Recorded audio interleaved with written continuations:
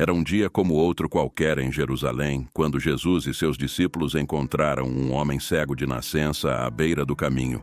Os discípulos, intrigados, perguntaram a Jesus: Rabi, quem pecou, este homem ou seus pais, para que nascesse cego? Jesus respondeu com profunda sabedoria: nem uma coisa nem outra, mas para nele se mostrar o poder de Deus. Temos todos de fazer as obras daquele que me enviou, enquanto é dia. A noite desce e todo o trabalho cessa. Enquanto estiver aqui neste mundo, sou a luz do mundo. Então cuspiu no chão e, fazendo lama com saliva, espalhou-a sobre os olhos do cego. E disse-lhe: vai lavar-te ao tanque de Siloé. O homem assim fez e, depois de se lavar, voltou, vendo. Os vizinhos e outros que o tinham conhecido, ainda cego, perguntavam: será o mesmo homem, o tal pedinte? Uns diziam que sim e outros: não há dúvida de que se parece com ele. O cego dizia: sou eu mesmo. Então perguntaram-lhe como fora possível ter sido curado da cegueira. Que acontecera? E ele contou: um homem, a quem chamam Jesus, fez lama e aplicou-a nos meus olhos. Depois disse-me que fosse ao tanque de Siloé para me lavar. Assim fiz e fiquei a ver. Onde está ele agora? Perguntaram. Não sei, foi a resposta. Então levaram o homem aos fariseus.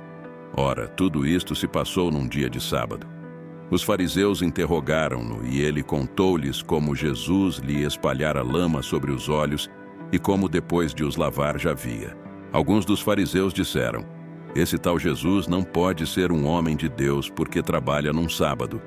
Outros diziam: mas como pode um pecador vulgar fazer sinais assim?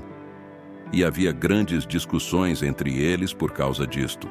Os fariseus voltaram-se para o antigo cego e perguntaram-lhe: esse homem que te abriu os olhos, quem achas tu que é? O homem respondeu: é um profeta. Os judeus não queriam crer que tivesse sido cego. Por fim chamaram os pais.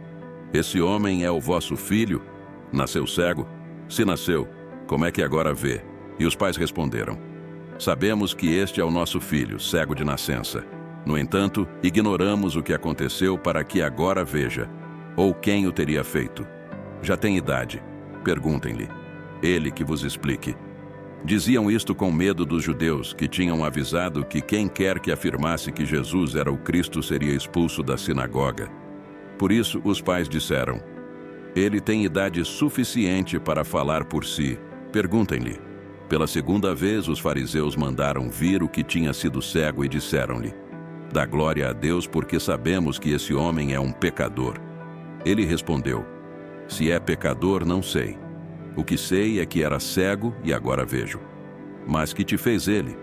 Como é que te curou? Perguntaram-lhe. O homem exclamou: já vos expliquei uma vez e não me ouviram. Por que é que querem ouvir outra vez a mesma coisa? Também querem ser seus discípulos? Eles injuriaram-no. Discípulo dele sejas tu. Nós somos discípulos de Moisés. Sabemos que Deus falou a Moisés, mas quanto a este nada sabemos. Tornou o homem. Que estranho! Ele curou-me e vocês nada sabem acerca dele. Deus não escuta os pecadores, mas sim os que o honram e fazem a sua vontade. Desde que o mundo é mundo, ninguém conseguiu abrir os olhos a um cego de nascença. Se este homem não viesse de Deus, não conseguiria fazê-lo. Tu nasceste em pecado, responderam, e queres ensinar-nos? E expulsaram-no da sinagoga. Quando Jesus soube do sucedido, e tendo encontrado o homem, perguntou-lhe: crês no Filho do Homem? Quem é ele, Senhor, para que creia nele? Já o viste, disse Jesus. É aquele que fala contigo. O homem disse: sim, Senhor, creio. E adorou-o. Jesus explicou: vim para julgar o mundo. Vim para dar vista aos cegos e para mostrar àqueles que julgam ver que, afinal, são eles os cegos. Os fariseus que ali estavam perguntaram: queres dizer com isso que somos cegos? Se fossem realmente cegos, não teriam culpa, respondeu Jesus. Mas a vossa culpa mantém-se, pois afirmam que podem ver. É realmente como vos digo. Quem recusa entrar no estábulo pela porta e prefere esgueirar-se por cima do muro, é certamente ladrão. porque o pastor, esse entra pela porta. O guarda abre a porta, as ovelhas ouvem a sua voz e aproximam-se dele. Ele chama as ovelhas pelo seu nome e leva-as para fora. Depois de as ajuntar, caminha à sua frente e elas seguem-no, porque reconhecem a sua voz. Se fosse um estranho, não o seguiriam. Antes fugiriam dele por não lhe conhecerem a voz. Aqueles que ouviram esta parábola não compreenderam o que queria dizer.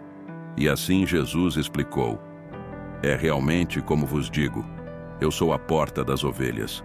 Todos os que vieram antes de mim eram ladrões e salteadores, mas as ovelhas não os escutaram. Eu sou a porta. Quem entrar por mim salvar-se-á. E entrará, sairá e encontrará pastagens. O ladrão só quer roubar, matar e destruir. Mas eu vim para dar vida, e com abundância. Eu sou o bom pastor. O bom pastor sacrifica a vida pelas ovelhas. Quem é assalariado para guardar o rebanho foge quando vê vir um lobo. Ele abandona o rebanho porque não lhe pertence e por não ser verdadeiramente o seu pastor. Assim o lobo salta sobre elas e espalha o rebanho. Tal homem foge porque é contratado e não se preocupa realmente com as ovelhas. Eu sou o bom pastor e conheço as minhas ovelhas, e elas conhecem-me também. Assim como o meu Pai me conhece, eu conheço o meu Pai. E sacrifico a minha vida pelas ovelhas. Tenho ainda mais ovelhas que não estão neste curral. Preciso de as agregar também, e ouvirão a minha voz. E haverá um só rebanho e um só pastor. O Pai ama-me porque dou a minha vida para poder tornar a recebê-la. Ninguém me pode matar sem o meu consentimento. É de livre vontade que dou a vida, porque tenho o direito e o poder de a sacrificar quando quiser, e também o direito e o poder de a tornar a receber. Porque esse direito foi o Pai quem me deu. Quando disse estas coisas, os judeus ficaram novamente divididos nas suas opiniões acerca dele. Alguns comentavam: ou tem demônio, ou está doido. Para que serve dar-lhe ouvidos?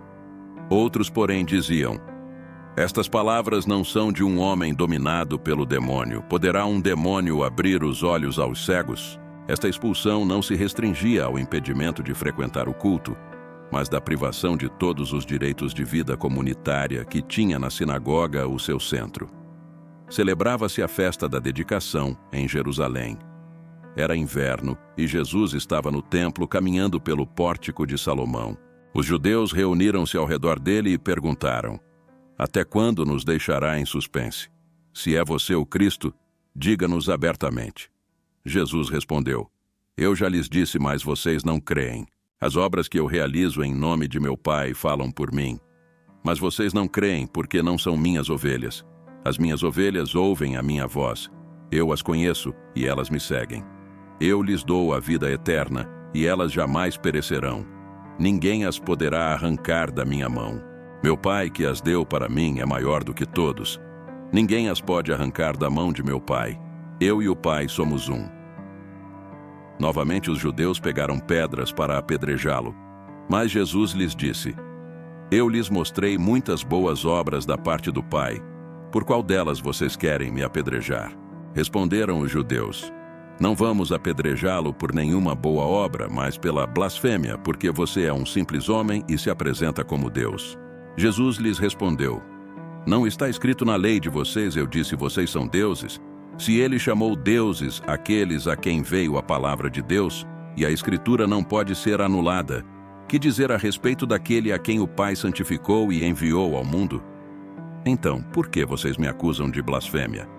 Porque eu disse: sou filho de Deus. Se eu não realizo as obras do meu Pai, não creiam em mim. Mas se as realizo, mesmo que não creiam em mim, creiam nas obras, para que possam saber e entender que o Pai está em mim e eu no Pai. Outra vez tentaram prendê-lo, mas ele se livrou das mãos deles. Então Jesus atravessou novamente o Jordão e foi para o lugar onde João batizava nos primeiros dias do seu ministério. Ali ficou, e muita gente foi até onde ele estava, dizendo: embora João nunca tenha realizado um sinal miraculoso, tudo o que ele disse a respeito deste homem era verdade. E ali muitos creram em Jesus. Essa história não apenas destaca o poder de cura de Jesus, mas também enfatiza a importância da fé e da disposição para aceitar a luz divina, mesmo quando enfrentamos dúvidas e resistência. João 9 nos lembra que Jesus é a luz do mundo, capaz de dissipar as trevas mais profundas em nossas vidas,